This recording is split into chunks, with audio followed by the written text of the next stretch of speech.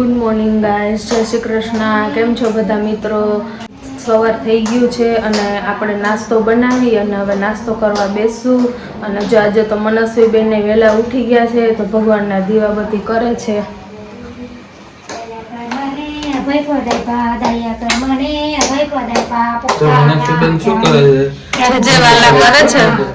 મનસ્વી ઉઠી ને જે વાલા કરે છે. જો જે વાલા મનસ્વી જયસી કરો, જયસી કરો.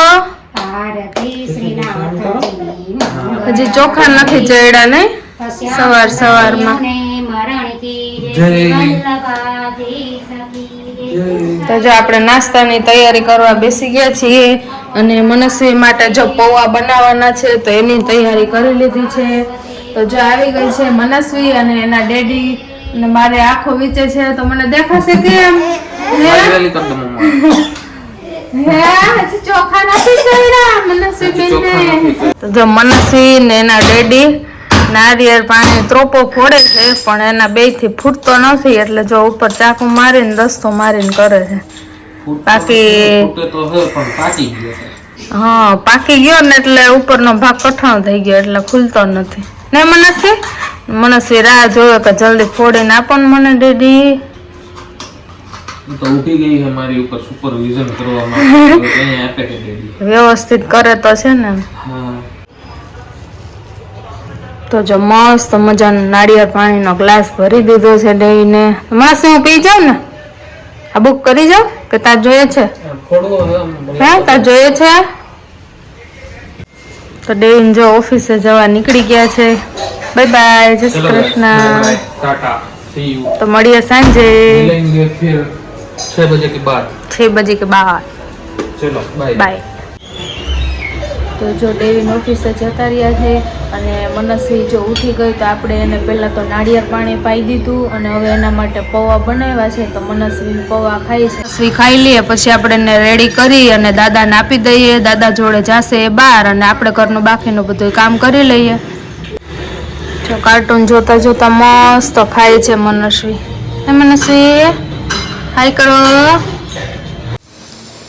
તો જો આપણે તો મસ્ત મનસ્વીને ખવડાવીને ફ્રી થઈ ગયા અને મનસ્વી બેનને પણ જો ખાઈ લીધું અને હવે એ તો એના દાદા જોડે બહાર જતી રહી અને છેક બપોર આવશે અને આપણે આપણું કામ કરીને ફ્રી થઈ ગયા. હવે આપણે રસોઈની તૈયારી કરશું મસ્ત. મનસ્વી આવી ગઈ, ટાટા ગઈ હતી તો ક્યાં ફરી આવી તું? હે, ક્યાં ફરી આવી? જૂના ઘરે ગઈ હતી. હે, જૂના ઘરે ગઈ હતી પછી અંકલ ને મળી ને કોને મળી હતી તું? હે, જો લીધી સાયકલ, જો લીધું સ્કૂટર. ચાલો દાદા પાસે ફેંક, જા દાદા કેચ કરશે. જા તો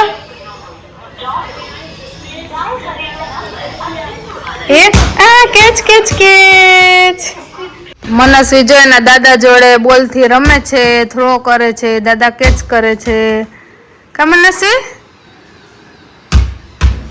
હા, જોશથી ઘા કરવાનો.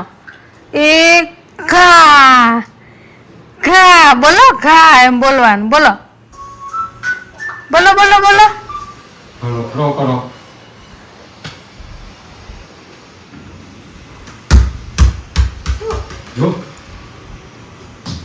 મનસ્વી જન દાદા જોડે ઢીસુમ રમે છે. જો ભાઈ મારી પાસે આવતી રહી. જા દાદા જોડે રમ, ઢીસુમ રમો.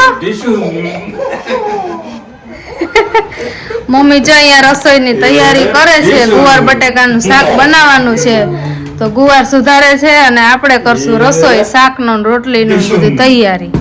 અને જો અહીંયા દાદા દીકરી બે મસ્તી કરે છે. ચશ્મા દાદાને હાલો એ ગઈ હવે નખરા કરો તો બેન ને બહુ મજા આવે. એ ગઈ પછી ગઈ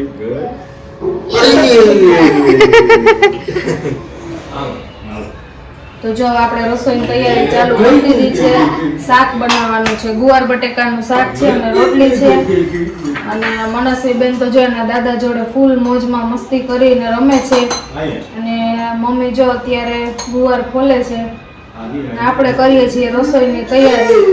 રોટલી ને શાક બની જાય એટલે પહેલા મનસ્વીને આપણે જમાડી દેશું ને પછી આપણે જમવા બેસી જશું. મસ્ત મસ્ત ગુજરાતી જ છે સાવ.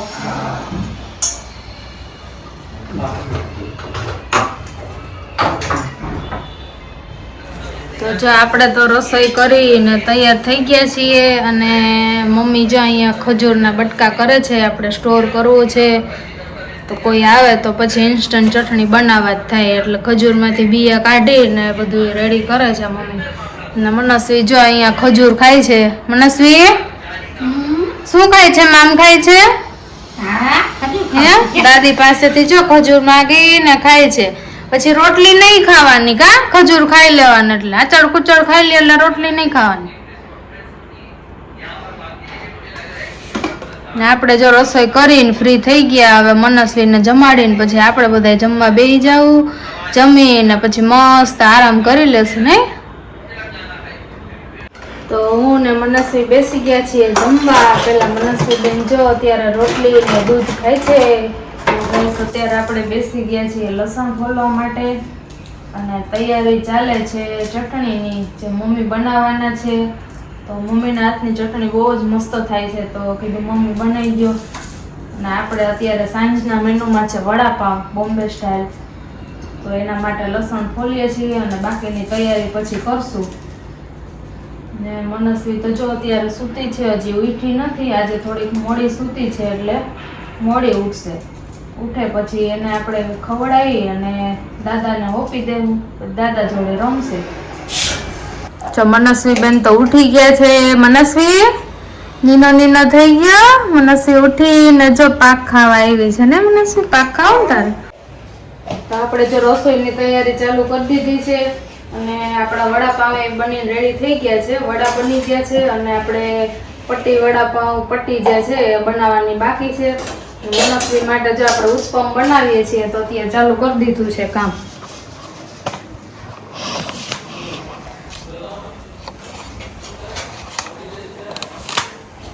તો જો મનસ્વી માટે ઉત્પમ બનાવવાનું ચાલુ થઈ ગયું છે. બને એટલે મનસ્વીને ખવડાવી દઈએ.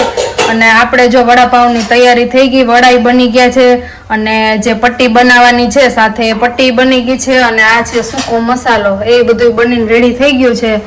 હવે આપણે પણ જમવા પછી બેસી જશું અને મમ્મી અહીંયા જો વાસણ પેલા લુઈ અને ગોઠવવાના છે.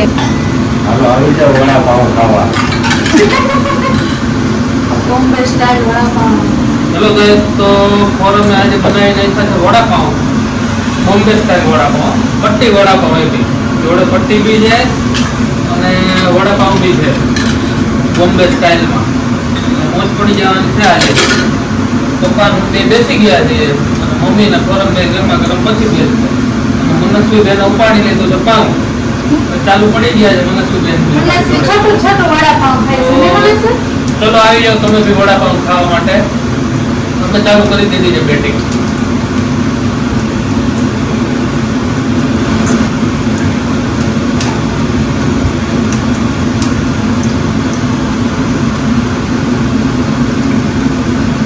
વાહ ભાઈ વાહ. વાહ ને જોરદાર ને. બોમ્બે વડાપાવ પટ્ટી વડાપાવ જેવી ફીલિંગ આવે છે. ખાલી એના પાવ મોટા છે આપણે મીડિયમ છે બસ. પટ્ટી બી જોવો તમે same to same Bombay vada pav જેવી. બોમ્બે વડાપાવમાં પટ્ટી ના હોય તો અધૂરું લાગે. પટ્ટી જોડે મજા આવે હે ને. મનસ્વીને કેવો લાગ્યો ટેસ્ટ? આમ કરો.